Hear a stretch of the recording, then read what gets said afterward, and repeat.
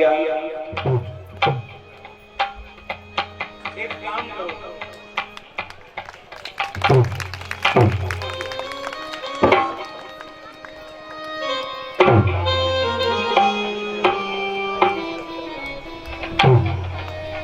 हमारे छोटे भैया राज शनौ अवनीश भैया आपकी तरफ से 101 रुपए का हार पड़े। सुदामा जी ने कहा सब लोग ताली बजाएंगे और बड़े प्रेम से गाएंगे कि अरे द्वार बालो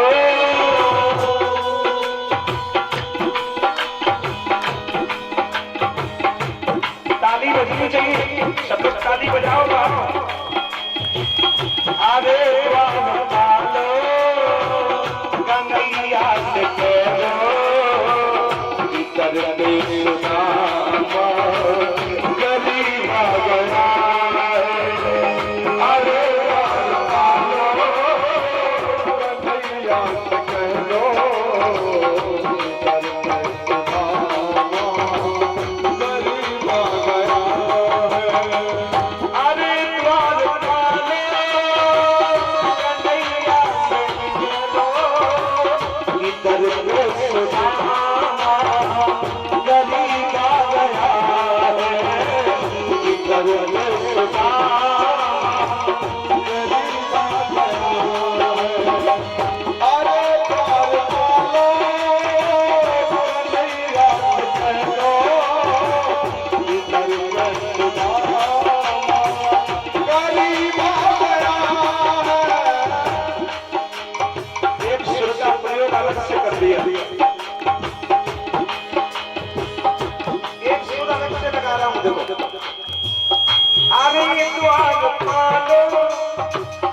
कन्हैया से कह दो, याद तो वही है कि दर पे सुदामा गरीब आ गया है। अरे द्वार बालो कन्हैया से कह दो कि दर पे सुदामा गरीब आ गया है। भटकते भटकते भटकते भटकते भटकते भटकते न जाने कहाँ से तुम्हारे महल के करीब आ गया है। तुम्हारे महल के करीब आ गया है। और बताना द्वारकाधीश से न सर पे है पगड़ी हो, न सर पे है पगड़ी, न तन पे है जामा। बता दो कन्हैया नाम है सुदामा। बता दो कन्हैया नाम है सुदामा। बता दो कन्हैया न सर पे है पगड़ी न तन पे है जामा। बता दो कन्हैया को नाम है सुदामा। एक बार जाकर ये मोहन से कह दो मिलने सखा नसीब आ गया।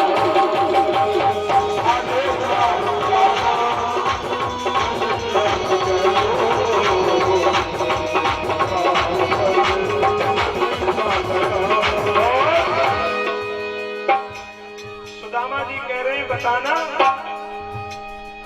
मंजिलें रुसवा है, खोया है रास्ता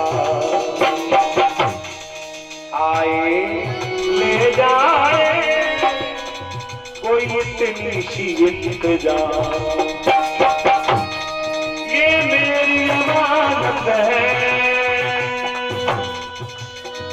ये मेरी जमानत है।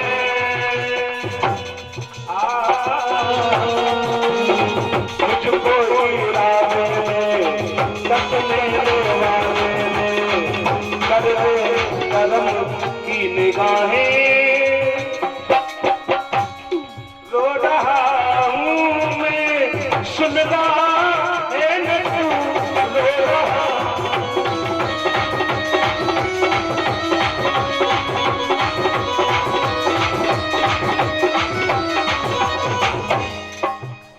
योगेश यादव 101 रुपए का हार अर्पण है। प्यारी जी आपकी रक्षा करें। जैसे ही प्रभु को पता चला बोले द्वारे वाला की सुदामा नाम पाड़े सुनने चाले राजे ताजे अचे दीरी गति जाने को। प्रभु को जैसे ही पता चला सुदामा नाम का ब्राह्मण मुझसे मिलने आया है, भगवान नंगे पैर भागे पीताम्बर गिरता चला जा रहा है। साहब जैसे ही परमात्मा ने अपने गले से सुदामा को लगाया तो सुदामा बोला जैसी तुम जावी है दया के सिंधु दीन बंधु ऐसी प्रीति दीन ने तो दीना ना तुम्हारे को। कौन मानता है जैसी गरीबी में तुमने निभाई प्रभु। सुनने दौड़े चले आए मोहन लगाया गले सुदामा को लगाया गले। भगवान ने कहा सुदामा न घबराओ प्यारे। हमारे चाचा जी अमर सिंह 101 रुपए भेंट के रूप में पुरस्कार के रूप में अर्पण। प्यारी जी आपकी रक्षा करें। न घबराओ प्यारे जरा तुम सुदामा खुशी का समा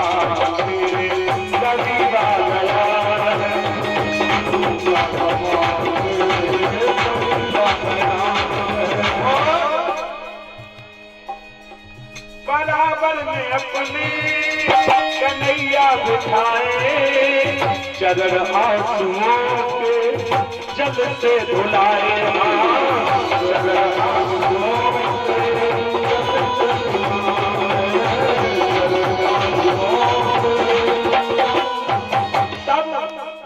हुआ रुक्मिणी को बहुत ही अचंभा। हुआ रुक्मिणी को बहुत ही अचंभा।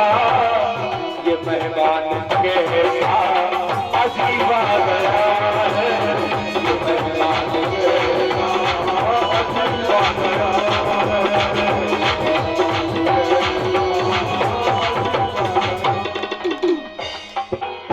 कहो घर में कैसी हमार बोली।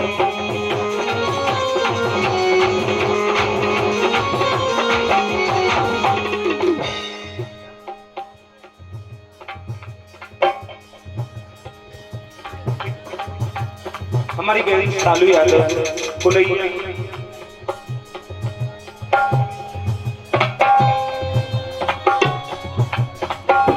सुदामा जी बोले अरे लड़का किसने चाचा कहीं कहीं पुकारे और मारे गरीबी के फिरे मारे मारे और हालत बिगड़ गई अब तक खरी गई। भाभी के क्या हाल है? भाभी के हाल बताओ। सुदामा जी बोले तुम्हारी भाभी को डेंगू बुखार। उन्हें तो चिकनगुनिया हो गई वायरल फीवर हो गया। कन्हैया बोले सुदामा जी तुम्हें याद तुम्हारी चोरी की आदत है नहीं गई। भाभी ने मेरे लिए चावल भेजे और तुम छुपाए घूम रहे हो। परमात्मा ने जैसी जबरदस्ती वो चावल खींचे और भगवान को रोकते रुक्मिणी ने हाथ पकड़ना चाहा लेकिन परमात्मा ने 2 मुट्ठी चावल चबा दिए और बदले में 2 लोगों का राजा बना दिया सुदामा जी को। बोली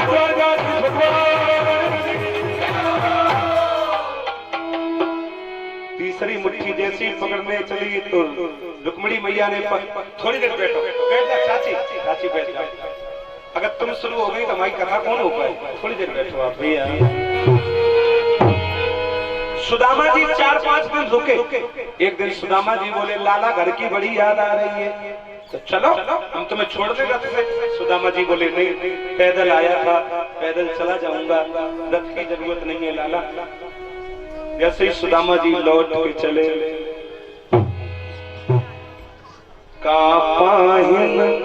बताए क्या मिला सुदामा जी को।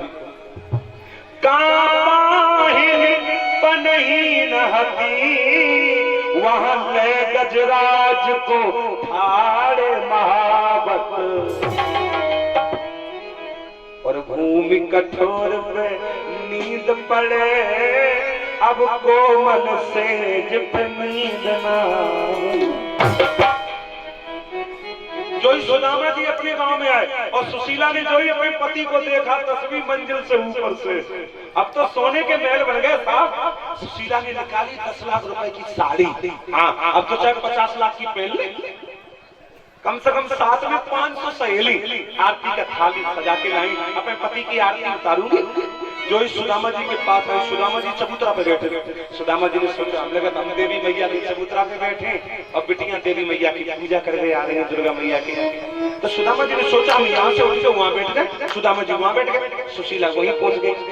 सुशीला ने जो एक चक्कर लगाया अपने पति की आरती को, सुदामा जी हाथ जोड़ के बोले, बिट्टी हम देवी देवता कौन है, हम तो सुदामा जी। सुशीला बोली तुमने पहचाना नहीं? हाय डुकरा ने जैसे ऊपर आंखें टांगी, तुम क्या सुशीला होगा? सुशीला बोले तुमने अभी भी नहीं पहचाना? सुशीला बोले माई दिया तुमने अभी भी नहीं पहचाना? अब कहां तक पहचाने? जब सुदामा जी द्वारका गए तब सुशीला बिल्कुल दुबली पतली थी, पुरानी फटी साड़ी। और अब तो पैसा आ गया। और एक बात, जब ये आता है, जब ये आता है तो ये भी आता है। अब तो सेठानी हो गई ना। आहा, अब सुदामा जी पहचान नहीं पा रहे हैं। सुदामा जी बोले हमारी मरैया रखी थी एक टूटी फूटी कुठरिया आती, जाने कहां गई? सुदामा जी रो रहे, मेरी कुठरिया गुम हो गई।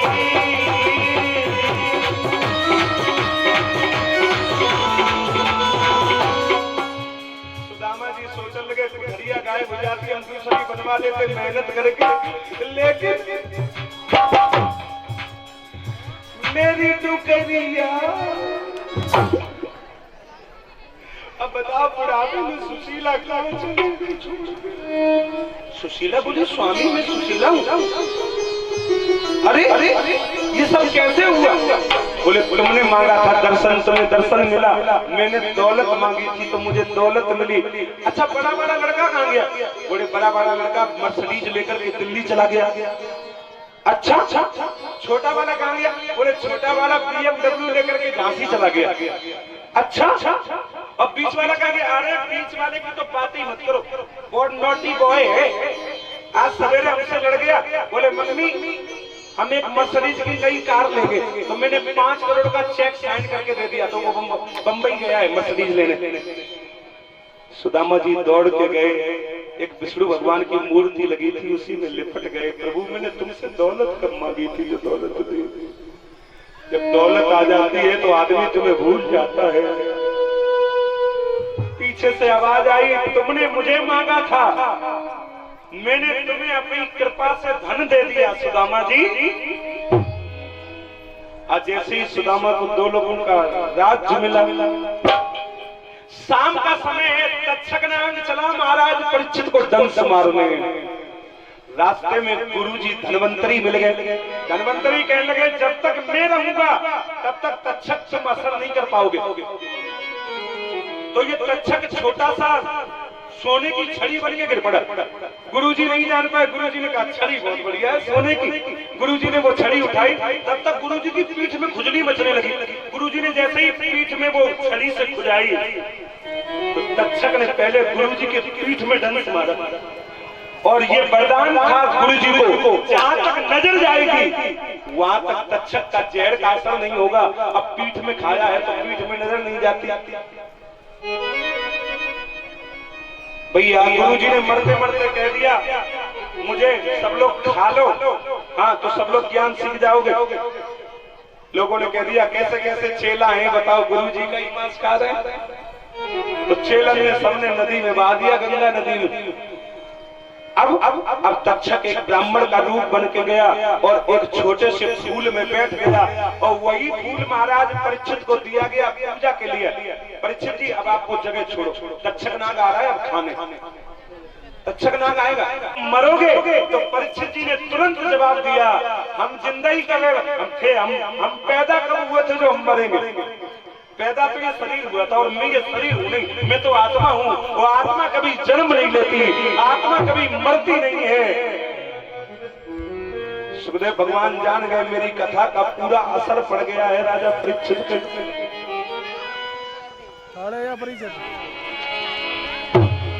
जैसे ही नाग ने दंश मारा, पंचभुजी पिंजड़ा में आग लग गई, आकाश मंडल से विमान आया, परीक्षित जी विमान में बैठ कर स्वर्ग जा रहे हैं। अरे महाराज परीक्षित जी और चलती बिरिया चदरिया उड़ाई गई, चलती बिरिया चदरिया।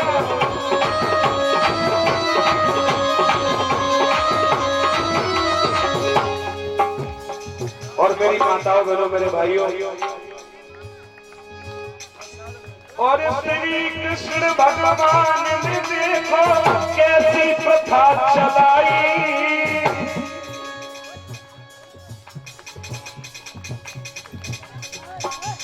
हमारे भैया प्रवेश कुमार मंसीपुर 101 रुपए की भेंट पड़े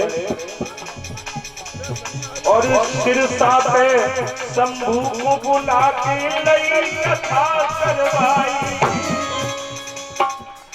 चल